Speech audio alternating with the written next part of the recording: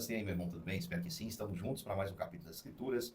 Hoje, capítulo 11 do livro de Jó. É um prazer, irmãos, estar com você aqui mais essa noite. Hoje o cenário está um pouquinho diferente. Estou em um descanso com a família, alguns dias de descanso, aproveitando aí a participação em um trabalho maravilhoso, conferência missionária do Seminário SDC, irmãos, amigos, que tem muito a ver com nossa visão, principalmente aí nos projetos sociais, envolvendo esporte, jiu-jitsu, futsal, futebol. Uma bênção estar com esses irmãos. Foram dias maravilhosos, dias que eu tive a oportunidade de compartilhar um pouco e receber muito. Muito obrigado aí, meus irmãos amados do SDC.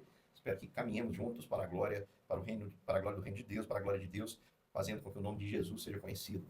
Vamos juntos, meu irmão, um capítulo da Bíblia por dia, orar todos os dias, tentar mudar. É o objetivo do nosso propósito. No capítulo 11, nós vamos conhecer o terceiro amigo de Jó, Zofar, que é naamita, ele é da região de Naamá, e ele é um homem que vai continuar a tese que ele faz e Bildade defenderam. Qual é essa tese? A tese de que Jó pecou. Esses homens, eles continuam batendo nessa tecla.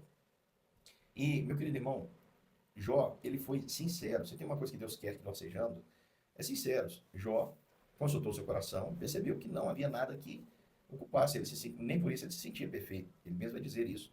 Eu não sou capaz de comparecer ao tribunal de Deus, porque eu sou imperfeito.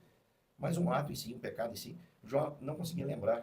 Por isso Jó sempre estava dizendo, olha, eu não sei por que isso está acontecendo comigo. No meu coração eu sou inocente.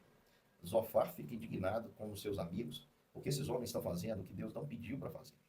Muitas vezes nós queremos oferecer a Deus aquilo que ele não pediu e ele não vai aceitar. Estes homens, sem nenhuma procuração, estão fazendo o papel de advogado de Deus. Por quê?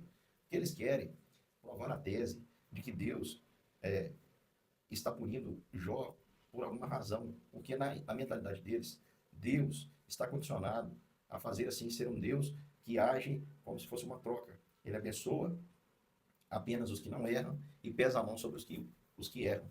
E Jó está sendo sincero e dizer, olha, não sei por que isso está acontecendo comigo. Então Zofar vai ser mais áspero, mais rígido, mais agudo, vai ferir mais. Olha o que ele diz aí. Vou usar a Bíblia, linguagem de hoje. Ele vai dizer assim, será que todo esse palavrão vai ficar sem resposta? Na sua Bíblia Revista Atualizada, ele chama Jó de tagarela. Tagarela é aquele que fala demais, fala sem necessidade, fala em excesso. E ele vai dizer, olha, até quando ele vai ficar? Ele vai dizer, Jó, você pensa que nós não temos resposta? Você acha que quem fala muito é que tem razão? Você acha que você vai ficar falando, nós vamos te dar razão? Você diz que o seu modo de pensar está certo, você é inocente, você afirma que é inocente diante de Deus, versículo 4. Eu gostaria que Deus falasse e lhe desse uma resposta. Ele está dizendo, olha, você está mentindo, porque você não é inocente, porque Deus, na mentalidade de Bildade, ele faz. E também de Zofar, Deus não pode fazer o que quiser com o homem. Ele está condicionado a agir de acordo com aquela causa e efeito. E, meu querido irmão, não é assim. Algo que Zofar diz que é verdade, mas dentro de um contexto errado, porque aqui ele está dizendo que ele queria que Deus confrontasse Jó, porque ele acreditava que Deus estava fazendo isso para punir a Jó de alguma forma. E ele começa a dizer, olha, se Deus pudesse falar, ele ia te ensinar os segredos da sabedoria. Você pensa que você pode descobrir os segredos de Deus, Jó? Você conhece completamente o Todo-Poderoso. O céu não é o limite para Deus, mas você pode chegar até lá. Deus conhece, mas você não pode chegar até lá. Deus conhece o mundo dos mortos, mas você não conhece, Jó. Seu conhecimento é limitado. Ele é maior que a terra, mais alto que o mar. Isso tudo que Zofar está dizendo é verdade. Se Deus passar e prender alguém e o levar para ser julgado, quem poderá impedir? Verdade. Deus conhece as pessoas que não valem nada. Ele nunca deixa de ver suas maldades. E ele termina dizendo assim, no dia em que o jumento selvagem nascerem homens, as pessoas sem juízo vão entender a sabedoria. Ele está sendo extremamente ofensivo e dizendo para Jó assim, Jó, eu, na qualidade de advogado de Deus, digo que Deus não deve nada. E se ele te respondesse, se Deus respondesse você, ele diz aqui, olha, gostaria que Deus falasse e lhe desse uma resposta. Ele ensinaria os segredos da sabedoria e a explicação, e você veria que Deus está te castigando menos do que você merece.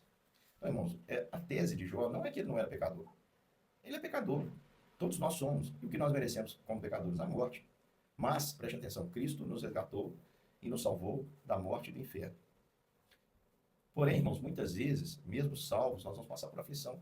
E passando por aflição, isso não significa que Deus está me castigando porque eu fiz alguma coisa errada. É o que Jó está dizendo, olha, não, eu não sei por que isso aconteceu comigo. Mas Zofar, Bildade, ele faz. Continuam fazendo o papel de advogado de Deus, porque na mentalidade deles, Deus não pode fazer isso sob pena de ser justo. Ou seja, eles estão pegando Deus, achando que Deus é homem. E por que eles acham que Deus é homem? Porque a maioria das pessoas, irmãos, infelizmente, não partem da Bíblia para conceituar Deus, partem das suas próprias convicções. E nas convicções humanas, o que funciona para nós é um sistema chamado causa e efeito, e que não é o que a Bíblia estabelece. A Bíblia diz que a nossa relação com Deus não é causa e efeito, mas graça e favor imerecido de Deus a nós. Preste atenção, irmãos. Zofar, ele é tão convicto que Jó pecou, que ele vai fazer uma apelo a Jó. A partir do versículo 13, ele vai dizer: Jó, vire o coração para Deus, olhe com as mãos estendidas, abandone o pecado que mancha suas mãos, não deixe que a maldade more na sua casa. Você vai andar de cabeça erguida, puro e firme, você não vai lembrar dos seus sofrimentos, a sua vida brilhará mais que o sol ao meio-dia, você viverá seguro, quando estiver descansando, nada o assustará, e muita gente virá pedir ajuda, porém os maus olharão ao redor desesperados, e não há lugar, acharão lugar para onde fugir. Para eles, a morte será a única esperança. Então, Zofar termina dizendo: Jó, não sei o que você fez, não sei o que sua consciência está pesando, o que suas mãos fizeram, mas eu quero dizer para você: confesse o seu pecado. Meu querido irmão, em nome de Jesus, não seja esse tipo de pessoa. Em nome de Jesus. Não seja alguém, meu querido irmão, da acusação. Não seja, meu querido irmão, aquele que mede as pessoas. Não seja, meu querido irmão, assim, porque se você for assim, na medida que você medir o seu irmão, você vai ser medido também. Não acuse o seu irmão, para de querer ser Deus e entender o porquê que as coisas acontecem na vida das pessoas. Você não vai conseguir, não é o seu chamado, você não foi chamado para ser advogado de Deus. Deus não precisa que ninguém o defenda. Deus faz tudo segundo o conselho da sua boa e perfeita vontade, e ele deixa isso claro, ele não foge daquilo que ele escolheu fazer. Agora ele me chama você para sermos, irmãos, como Jó, sermos sinceros. E como a gente é sincero? Testemunhando. Pode perceber que a Bíblia nos manda sermos testemunhas de Jesus. Se nós testemunhamos de Jesus, nós estamos testificando algo que nós mesmos experimentamos. E é por isso, meu querido irmão, que a sinceridade de Jó, ela não ofende a Deus, pelo contrário, ela agrada. Qual é o pai que vai ficar ofendido se o filho tiver um problema e chegar para ele e contar esse problema? Pai, eu preciso do Senhor, eu preciso da sua ajuda, eu tenho esse problema. Qual é, meu irmão, pai que vai ficar chateado com isso? Não fica, não fica. A gente fica chateado quando nós descobrimos depois que não fomos informados.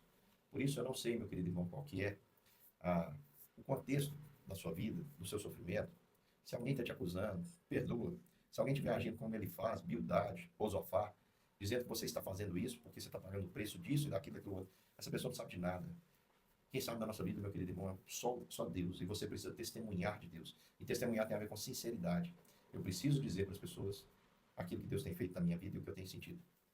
E não, meu irmão, escolha o momento para pregar. Aproveite todo o tempo para você compartilhar Jesus. Talvez você esteja passando por um intenso sofrimento. Fale de Jesus no sofrimento. Conte para as pessoas a sua experiência de poder contar com Jesus no seu lado.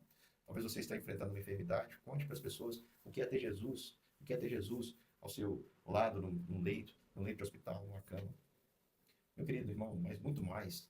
Lembre-se de contar para as pessoas que você é uma habitação. Lembre de contar para as pessoas o quão precioso é ter Cristo morando em nós. Quando nós abrimos a porta do nosso coração, Ele entra. Ele come conosco, Ele tem uma comunhão conosco. Meu querido irmão, Deus abençoe você. Você desista de ser advogado de Deus e comece a ser testemunha de Jesus e do seu Evangelho. Grande beijo. Amanhã nós estamos juntos para mais um capítulo das Escrituras.